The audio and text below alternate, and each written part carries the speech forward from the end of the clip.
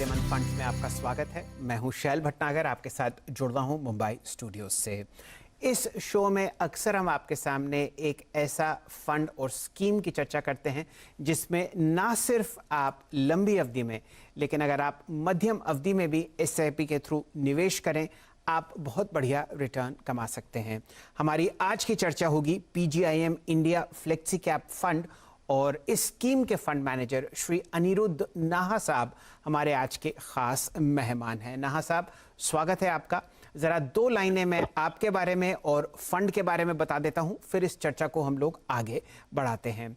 PGIM India flexi cap fund बहुत ही शानदार fund है। लगभग समझिए कि 1700 करोड़ रुपए की एसेट अंडर मैनेजमेंट है, और ये एसेट्स लगभग 44% निवेशित हैं लार्ज कैप में, और 20% आपको मिड कैप्स और स्मॉल कैप्स में ये पैसा निवेशित होता हुआ दिखेगा। मार्च सन 2015 को ये फंड लॉन्च किया गया और बहुत ही शानदार 17.8% रिटर्न साल दर साल नाहा साहब ने बाजार से अर्जित किए हैं। अनिरुद्ध जी पिछले 2 दशकों से बाजार से जुड़े हुए हैं, और PGIM एसेट मैनेजमेंट कंपनी से पहले आप DSP एसेट मैनेजमेंट कंपनी, खासकर अवेंडस, और आपने काम किया है IDFC के साथ। नाहा साहब, स्वागत है आपका। पहले चर्चा करते हैं बाजार की इस ताबड़तोड़ तेजी पर। हम लोग रिकॉर्ड हाइज देख रहे हैं निफ्टी पर, IT इंडेक्स पर, FMCG इंडेक्स पर और मिड कैप इंडेक्स पर भी। किस हिसाब से आप इस तेजी और मोमेंटम को पढ़ रहे हैं, और इस लेवल पर भी कहीं आपको वैल्यू दिखती है बाजार में? धन्यवाद शैल जी। देखिए, मार्केट्स नो डाउट अपने पीक लेवल्स पे हैं, बट अगर आप अर्निंग्स पे गौर फरमाएं तो पिछले 5 साल में जिस तरीके का अर्निंग्स ग्रोथ हमें दिखा है, अगले 2 साल में वो स्ट्रेंथ कुछ ज्यादा ही रहेगा। कंसेंसस जो एस्टिमेट्स है निफ्टी के अर्निंग्स पे अगले 2 साल में, वो करीब 40% ग्रोथ है अगले 2 साल को जोड़कर। जहां आपको अर्निंग्स में इतना स्ट्रेंथ दिख रहा है, स्पेशली लार्ज कैप्स में, वो यूजुअली होता है कि जब लार्ज कैप्स में ग्रोथ दिखे, वो mid caps and small caps में भी आपको अर्निंग्स ग्रोथ दिख जाता है। और अगर इसको दिमाग में रखा जाए या ध्यान में रखा जाए, तो आप क्लियरली एक चीज देख रहे हैं कि अगले 2 साल में आपको अर्निंग्स मोमेंटम काफी स्ट्रांग होते हुए दिखेगा।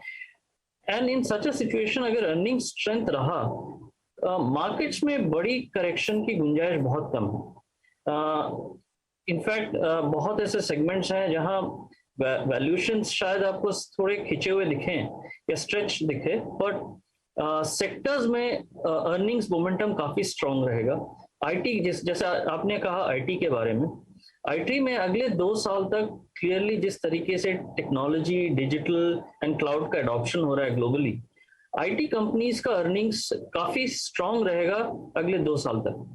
एंड इस कारण से शायद आपको PE पे एक्सपेंसिव दिखे, बट अगर आप अगले 2 साल के अर्निंग्स को ध्यान में रखें, तो इन कंपनीज में यहां से भी अच्छे रिटर्न्स बनाने की पूरी गुंजाइश है।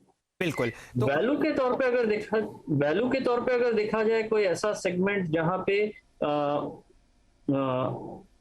अगले 2 से 3 साल में अच्छा रिटर्न्स बनाने की गुंजाइश है, तो वो ऑटो एंड ऑटो एंसिलरी एक सेक्टर है।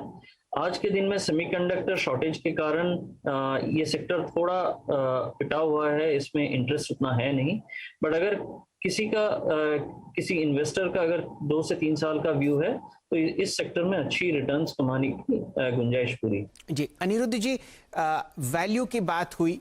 अक्सर बाजार आजकल मोमेंटम चेस करता हुआ दिख रहा है, और आपने ऑटो क्षेत्र पर अपना रुझान व्यक्त किया। बताइए, क्या आपको ज्यादा पसंद आएगा, 2 व्हीलर स्टॉक्स या 4 व्हीलर स्टॉक्स? देखिए, इस सेक्टर में जो मेजर एक रिस्क है वो है इलेक्ट्रिक व्हीकल्स या EVs जिसे कहा जाता है। EVs में जो पेनिट्रेशन है वो सबसे आसानी से आपके 2 व्हीलर्स में होंगे एंड आपके पब्लिक ट्रांसपोर्ट पे होंगे। एंड इस कारण से हम लोग 2 व्हीलर्स एंड पब्लिक ट्रांसपोर्ट जो कंपनीज हैं, स्पेशली बसेस एक्सेट्रा, उस सेगमेंट पे हम लोग थोड़ा कॉशियस हैं, क्योंकि वहां पे इम्पैक्ट बहुत ज्यादा रहेगा।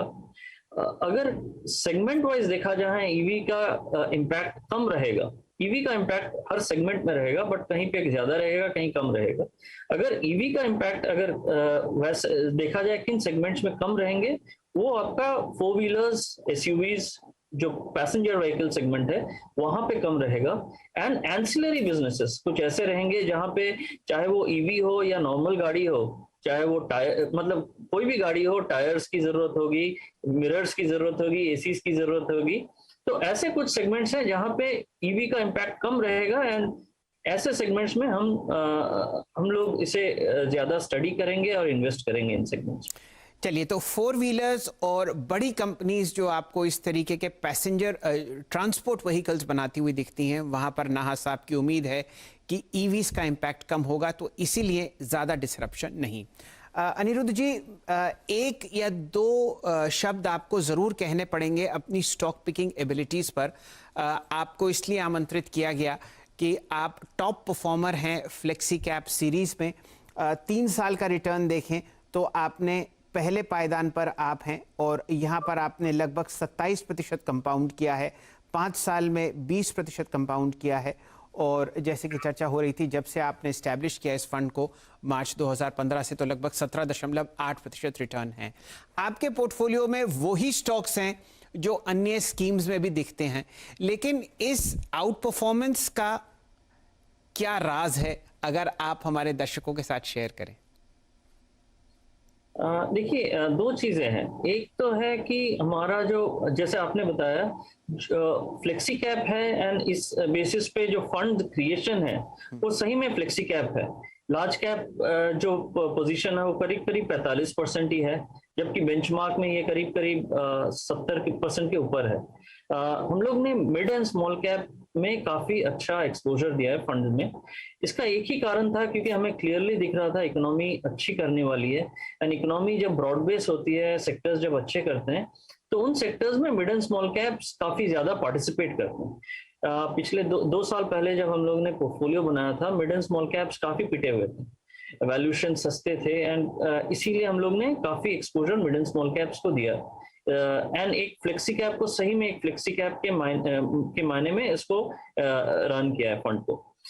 इसके अलावा दूसरी जो चीज है वो, हम लोग यूजुअली फंड को 40-45 स्टॉक्स में ही रन करते हैं। इसको ज्यादा लॉन्ग टेल बनाते नहीं है। इसका एक फायदा ये होता है कि जहां कन्विक्शन है वहां हम लोग वेटेज, उसको स्टॉक्स को काफी ज्यादा वेटेज देते हैं। एंड इस कारण से अगर सही कॉल गया, क्योंकि हमारा रिसर्च टीम काफी अच्छा काम करती है, अगर कॉल सही गया सेक्टर्स एंड कंपनीज पे, तो वहां पे क्योंकि हम लोग वेटेज ज्यादा देते हैं स्टॉक्स को, आउट परफॉर्मेंस भी हमें काफी बड़ा मिलता है। तो बहुत ही बढ़िया तरीके से आपने समझाया नाहा साहब कि एक तो मिड कैप्स और स्मॉल कैप्स पर रुझान उस समय जब ये सेक्टर पिटा हुआ था, और अच्छी रिसर्च और कॉन्सेंट्रेटेड होल्डिंग्स, लगभग समझिए कि 1700 करोड़ रुपए का जो एसेट अंडर मैनेजमेंट है, उसमें टॉप 10 होल्डिंग्स में आपका 33% फिलहाल निवेश होता हुआ दिखेगा। अनिरुद्ध जी, अब इंडिविजुअल सेक्टर्स की चर्चा करते हैं। आपने आईटी बहुत हेविली वेटेड है आपके पोर्टफोलियो में, इंडेक्स के मुकाबले आपने उसमें ज़्यादा पैसा डाल रखा है। ये बताइए, क्या मिड कैप आईटी आपको फिलहाल वहाँ पर वैल्यूएशंस दिक्कत में आती हुई दिखती हैं, क्योंकि बहुत ज़बरदस्त रनअप हुआ है? एक मिड कैप आईटी आपके टॉप 5 होल्डिंग्स में है। क्या बाजार को यह समझ नहीं आ रहा कि आगे आने वाले 3 साल कैसे होंगे मिड कैप आईटी के, या आप भी मोमेंटम राइड कर रहे हैं? देखिए, हम लोग आईटी में फ्रैंकली जब रैली चालू नहीं हुआ था तब से हम लोग आईटी पे ओवरवेट हैं। करीब करीब 2 साल हो रहे हैं। रैली जो आईटी में आया है वो करीब करीब पिछले 1 साल में आया है। तो ऐसा भी टाइम था जहाँ पे हम लोग हमारे ओवरवेट होने के बावजूद वो सेक्टर परफॉर्म नहीं कर रहा था। अगर अगले 3 साल का व्यू लिया जाए, मिड कैप आईटी में नो डाउट रीसेंट पास में आपका काफी अच्छे रिटर्न्स बने हैं, बट अर्निंग स्ट्रेंथ इनमें अभी भी रहेगा। एंड ये अर्निंग स्ट्रेंथ जो है ये हमारे मुताबिक अगले 2 से 3 साल तक इन कंपनीज में अच्छा खासा अर्निंग्स मोमेंटम रहेगा। दूसरी बात गौर करने लायक है कि इन कंपनीज में बैलेंस शीट्स में ज्यादा डेट नहीं है, कैश फ्लो जनरेटिंग बिजनेसेस हैं। अगर इनको सब समेट के देखा जाए तो क्लियरली हो सकता है कि थोड़ा टाइम करेक्शन हो, क्योंकि ये स्टॉक्स में काफी रिटर्न्स ऑलरेडी बन चुके हैं। बट 2 से 3 साल में इन स्टॉक्स में यहाँ से भी अच्छी रिटर्न्स बनाने की पूरी गुंजाइश है। तो हम लोग फ्रेंकली इस पोजीशन को हम लोग चेंज नहीं कर रहे हैं। जो ओवरवेट पोजीशन है आईटी में, वो पोजीशन हम लोग मेंटेन करते हैं, रहेंगे। चलिए, अब आपके ज़रा फंड की चर्चा होगी। हम लोग इस वक्त डिस्कस कर रहे हैं PGIM India flexi cap fund. बहुत ही शानदार परफॉर्मर है। कोई भी अगर आप रिटर्न देखें ईयर टू डेट, 1 साल, 3 साल और 5 साल, पहले पायदान पर ये 1700 करोड़ का फंड आपको खड़ा हुआ दिखेगा। नाहा साहब, आपने फाइनेंशियल्स पर बहुत ही बढ़िया कॉल ली। जो भी सेक्टोरल एलोकेशन है, कम से कम आधे पर आप हैं और फिलहाल उस परेशानी से आपका फंड बहुत बढ़िया तरीके से उभरता हुआ आया। लोग चर्चित हैं और कहते नहीं थकते कि इंडियन प्राइवेट बैंकिंग स्टोरी जो है वो मल्टी ईयर बुल रन में है, लेकिन आप इससे दूर रहे। क्या कारण था और क्या इस परेशानी में आप ऐड करना चाहेंगे इन स्टॉक्स को? धन्यवाद इस प्रश्न के लिए। एक्चुअली हमारा जो परफॉर्मेंस पिछले 2-3 साल में बना है, उसका एक कारण ये था कि हम लोग फाइनेंशियल्स में काफी अंडरवेट थे। देखिए, इसका एक ही कारण है। एक तो एसेट क्वालिटी, जिसके बारे में सब लोग बोलते हैं, एसेट क्वालिटी का एक इश्यू था जो मोर और लेस सॉर्ट आउट हो रहा है। एंड शायद 1-2 क्वार्टर में आपको एसेट क्वालिटी बेहतर होते हुए डेफिनेटली दिखेंगे। उस उससे ज्यादा जिस कारण से हम लोग अंडरवेट हैं, वो ये है कि अगर आप सेक्टर को पूरी तौर से देखें, हम लोग ऐसे सेक्टर में इन्वेस्ट करना पसंद करते हैं जहां कंपटीशन कम हो रहा है, ना कि ज्यादा हो रहा है। चलिए, बहुत ही सटीक, बहुत ही सिंपल और बहुत ही अच्छी राय आपके सामने फाइनेंशियल सर्विसेज और ख़ासकर प्राइवेट बैंकिंग पर आती हुई देखी नाहा साहब की तरफ से। अनिरुद्ध जी, ऐसा है, यहाँ पर लेंगे एक छोटा सा ब्रेक और ब्रेक के बाद चर्चा करेंगे 2 सेक्टर्स की जहाँ पर आपको मल्टी ईयर बुल रन्स अब बनते हुए दिख रहे हैं। एक है रियल एस्टेट स्पेस और दूसरी है टेलीकॉम स्पेस। जुड़े रहिए हमारे साथ। इन दोनों स्टॉक्स का और इन दोनों सेक्टर्स का अच्छा रुझान आपको दिख रहा है PGIM India flexi cap fund पर, जो फिलहाल आपके सामने डिस्कस होता हुआ दिख रहा है। शानदार स्कीम है, इसमें एक SIP शुरू कीजिए और थोड़ी ही देर में जुड़िए हमारे साथ। नाहा साहब आपको बहुत बढ़िया बढ़िया राय देते हुए दिख रहे हैं बाजार के बाद।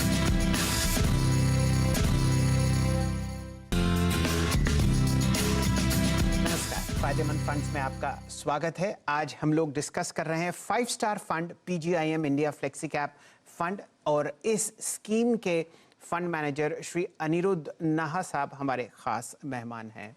अनिरुद्ध जी, हम लोगों ने पिछले 5-7 साल में बहुत ज़बरदस्त कंसोलिडेशन होता हुआ देखा है। फिलहाल रियल एस्टेट स्पेस में कुछ स्टॉक्स जो टॉप लीडर्स हैं इस स्पेस में आपके फंड में भी हैं। बताइए, किस हिसाब से आप देखते हैं आने वाले 2 या 3 सालों में या लंबी अवधि में रियल एस्टेट काउंटर्स को, और क्या गिरते हुए ब्याज के दर यहां पर तेजी का तड़का और लगाते हुए देखेंगे? ये आपने सही कहा। एक्चुअली जो ब्याज के दर है, जो इंटरेस्ट रेट है, वो आज के दिन में बहुत कम है, which is a good incentive कि लोग जाके घर खरीदें।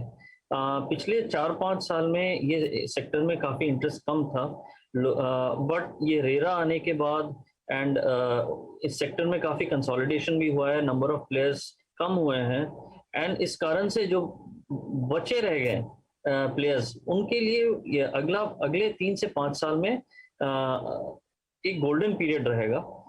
इस सेक्टर में हमें लगता है कि काफी तेजी रहेगी अगले 3 से 5 साल में।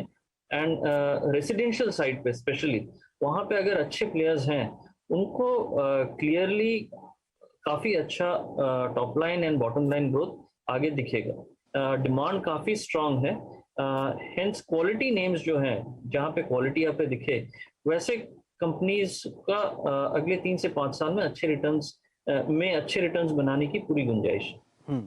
तो वैसे तो यहाँ पर नाहा साहब इंडिविजुअल स्टॉक्स पर चर्चा नहीं करेंगे, लेकिन उनके फंड में Oberoi realty, Mumbai residential space की एक बहुत ही जानी मानी कंपनी, लगभग समझिए कि 2% एसेट्स नाहा साहब ने ओबरॉय रियल्टी में निवेश किए हैं। अनिरुद्ध जी, एक और सेक्टर जो बहुत ज़बरदस्त कंसोलिडेशन दौर से गुजरा वो है टेलीकॉम स्पेस। अब समझिए कि 2.5 प्लेयर रह गए हैं। बताइए, क्या आगे आने वाले 5 साल में आप यहाँ पर वैल्यू और प्राइस एक्शन तेजी की तरफ बढ़ते हुए देखते हैं क्या? देखिए, आपने सही कहा है, करीब 2.5 प्लेयर ही बचे हुए हैं, बट इसमें इस सेक्टर में प्राइसिंग डिसिप्लिन आना बहुत ज़रूरी है। अगर प्राइसिंग डिसिप्लिन आ जाता है इन प्लेयर्स में, एंड वो बहुत एक बड़ा बड़ा स्ट्रॉन्ग इंडिकेशन रहेगा कि सेक्टर का जो फॉर्च्यून्स है, आगे जाके काफ़ी अच्छा रिटर्न्स आप बना पाएंगे सेक्टर में। बट उसके लिए बहुत ज़रूरी है कि प्राइसिंग डिसिप्लिन प्लेयर्स में आना चाहिए। डेटा कंजम्पशन इंडिया में बहुत स्ट्रांग है, आगे जाते हुए भी हमें क्लियरली ये दिख रहा है। सो अगर प्राइसिंग डिसिप्लिन आ जाता है, ये एक लिटरली डुओपोली या ओलिगोपोली जैसा इंडस्ट्री है, तो सारे प्लेयर्स को ये इसका बेनिफिट जरूर मिलेगा। चलिए, एक समय नहा साहब, मैंने भी टेलीकॉम बहुत ट्रैक किया और लगभग 18 प्लेयर्स हुआ करते थे हमारे बाज़ार में, और अब जैसा कि मैंने आपको बताया 2.5 लोग रह गए हैं। तो डेटा का ग्रोथ बहुत ज़बरदस्त तरीके से हमारे देश में होता हुआ दिख रहा है, और प्राइसिंग अगर पावर इन 2 प्लेयर्स में आती हुई दिखे तो अनिरुद्ध जी को लगता है कि डीप वैल्यू फिलहाल इस बाजार में अभी भी है। नहा साहब, अब एक चिंता का विषय जो कभी कभी रात को नींद में खलल लाता है, वो है ये आईपीओस का तांता, और ये जो प्राइसिंग आप देख रहे हैं जहां पर बहुत सारे इन्वेस्टमेंट बैंकर्स उन लोगों की मदद करते हुए दिखते हैं जो लोग कंपनीज में एग्जिट ले रहे हैं, यानी कि ऑफर फॉर सेल ज़्यादा आ रहे हैं मुकाबले की उस पैसे के जो कि कंपनी को फायदे में जुड़ता हुआ दिखे। किस हिसाब से आप आईपीओ मार्केट्स में निवेश करते हैं और कहां रुझान है तेजी का इस सेक्टर में? देखिए, ये आपने सही कहा है। आई थिंक आईपीओ की बारिश हो रही है लिटरली, बट इसी में इन्वेस्टर्स को या फंड मैनेजर्स को कॉशियस रहना जरूरी है। देखिए, ज्यादातर ऐसे सेक्टर्स कंपनीज लिस्ट हो रहे हैं जिनमें ऑलरेडी एग्जिस्टिंग प्लेयर्स हैं लिस्टेड स्पेस में। अगर कोई कंपनी बहुत एक्सपेंसिव वैल्यूएशंस पे आ रहे हैं तो उनको अवॉइड करना ही अक्लमंदी होगी। एंड ऐसे कंपनीज में इन्वेस्ट करें जहां पे वैल्यूएशन कंफर्ट है, कैश फ्लो कंफर्ट है, और बैलेंस शीट में डेट ज्यादा नहीं है। तो ये हमारा फ्रेमवर्क है, एंड जो कंपनीज इनमें इस फ्रेमवर्क में बैठ जाते हैं उनमें जरूर हम लोग इन्वेस्ट करेंगे। जी, अनिरुद्ध जी, एक बात और मैंने आपके पोर्टफोलियो में नोटिस की कि धीरे धीरे आप कैश का लेवल बढ़ा रहे हैं। अब लगभग 6 से 7% एसेट्स जो हैं आपके कैश में हैं, यानी कि अगर 1700 करोड़ एयूएम है तो आप समझिए कि लगभग आप 12-13 करोड़ के आसपास कैश में है। क्या ये स्ट्रेटजी है? आपको बाजार फिलहाल मुश्किल दौर से गुजरता हुआ दिखता है आगे आने वाले 5-6 महीने में, इसीलिए आप कैश में हैं? नहीं, एक्चुअली शैलेंद्र जी, हम लोग एक्चुअली काफी लकी रहे हैं कि इन्फ्लोज हमारा काफी स्ट्रांग है। तो आज के दिन में जैसे आपने बताया एयूएम 1700 करोड़ है, we have crossed 2000 crore, 2100 crore के आसपास एयूएम है। तो हम लोग थोड़ा सा सोच समझ के इन्वेस्ट करने की कोशिश कर रहे हैं। ये नहीं हम मतलब ऐसा जरूरी नहीं है कि हम लोग कैश कॉल ले रहे हैं। इज जस्ट दैट कि फ्लोज हैं, एंड फ्लोज को कहाँ लगाने चाहिए, सही भाव पे लगाने चाहिए, इसीलिए थोड़ा सा टाइम ले रहे हैं। यूजुअली हमारा cash call is not more than 5%, and पूरा ये रहेगा, कोशिश पूरी रहेगी कि हम लोग अपना कैश परसेंटेज 5% के नीचे ले आए। चलिए, ये एक दिल को तसल्ली देने वाली बात है नहा साहब कि ज़्यादा सेलिंग आप नहीं कर रहे, और ये एक्चुअली इन्फ्लोज हैं जो कैश में आपको परिवर्तित होते हुए दिख रहे हैं। अनिरुद्ध जी, आखिरी प्रश्न। हम लोग पिछले 2 साल से देख रहे हैं कि करोड़ों लोग हमारे बाजार से जुड़ रहे हैं, चाहे ट्रेडर्स के रूप में, चाहे निवेशकों के रूप में, चाहे म्यूचुअल फंड्स के जरिए, और ये एक बहुत ही अच्छा डेवलपमेंट है। आपने और मैंने लगभग 2 दशक से ज़्यादा बाजार देख लिया। बताइए 3 ऐसी सीख जो आप हमारे इन नए मेहमानों को देंगे ताकि बहुत बढ़िया रिटर्न्स शुरुआती पारी से ही आपको बनते हुए दिखें और परेशानी में ये लोग ना पड़ें जैसे कम से कम मैं पड़ा था। देखिए, पहली बात यह है कि इक्विटी जो रिटर्न्स जो नियर टर्म में बने हैं, उस पे ज्यादा गौर मतलब फोकस मत कीजिए। अगर सही में इक्विटी में वेल्थ कमाना है तो आप एटलीस्ट 5 या 10 साल का व्यू लेकर इक्विटी में आइए, इन्वेस्टेड रहिए, एंड अगले 5 साल में एटलीस्ट जो रिटर्न्स इक्विटीज के थ्रू बनेंगे, शायद ही कोई दूसरा एसेट क्लास हो जहां पे ऐसे रिटर्न्स बने। दूसरी बात ये कहूंगा कि अगर आप इक्विटी इन्वेस्टिंग जो है ये एक काफी time consuming and mature industry है, तो अगर आप अपना टाइम स्पेंड कर सकते हैं to learn the trade, to learn कि इन्वेस्टिंग कैसे किया जाए, तो जरूर कीजिए। वरना you give it to mutual funds या जो भी हो, AIFs हो, म्यूचुअल फंड्स हो, उन पे रिलाई कीजिए, ना कि खुद ट्राई कीजिए। That is something that I would definitely focus on. And third is her fund में they go through cycles, ये थोड़ा सा cyclical है ही। तो इसका मतलब ये नहीं कि कोई फंड अगर पिछले 6 महीने में या 1 साल में रिटर्न्स अच्छे नहीं बने वहां पे तो वो फंड खराब है। इसका ये हो सकता है कि they are going through their own time frame of consolidation and the returns will all start coming back. एक ही चीज कहूंगा कि इन्वेस्टमेंट का टाइम फ्रेम 3 से 5 साल मिनिमम रखिए। जितना लंबा टाइम फ्रेम रखेंगे उतनी ज्यादा वेल्थ क्रिएशन की अपॉर्चुनिटी आपको इक्विटी मार्केट्स देगी। बिल्कुल, बहुत ही बढ़िया तरीके से नाहा जी ने आपको समझाया कि भाई इक्विटी की जो जगह है वो 3 से 5 साल की है। आजकल अनिरुद्ध जी, बहुत लोग एक ही महीने में चाहते हैं कि स्टॉक डबल हो जाए, और ये एक बहुत ही चिंता का विषय है, लेकिन समय है और हमने भी ये समय देखा, हम भी ऐसा ही सोचते थे। लेकिन ध्यान दीजिए, लंबी अवधि में आपको equity inflation plus risk free rate of return पर ही रिटर्न देती है, उस पर 2-3% और जोड़ दीजिए तो एवरेज 14% कंपाउंडेड रिटर्न अगर आपका इक्विटी में आए तो आपको प्रभु को धन्यवाद देना चाहिए। और साथ ही साथ हम लोग धन्यवाद व्यक्त करते हैं अनिरुद्ध नाहा साहब का। बहुत ही बढ़िया चर्चा रही, बढ़िया तरीके से आपने समझाया कि वैल्यू फिलहाल ऑटो स्टॉक्स में आपको आती हुई दिखती है और ऑटो एंसिलरीज में। आज का डिस्कशन था PGIM flexi cap India fund, और यहाँ पर आप लंबी अवधि के लिए एक बढ़िया SIP लगाइए। पिछले 1 साल ईयर टू डेट, 3 साल और 5 साल में इस फंड ने बहुत ही बेहतरीन टॉप क्लास रिटर्न्स कमा के दिए हैं, और मैं उम्मीद करता हूँ कि ये रिटर्न्स आपको जारी होते हुए दिखेंगे। अनिरुद्ध जी, बहुत बहुत धन्यवाद, आप हमारे साथ जुड़े। खबरों का सिलसिला CNBC आवाज पर जारी है। धन्यवाद हमारे साथ जुड़े।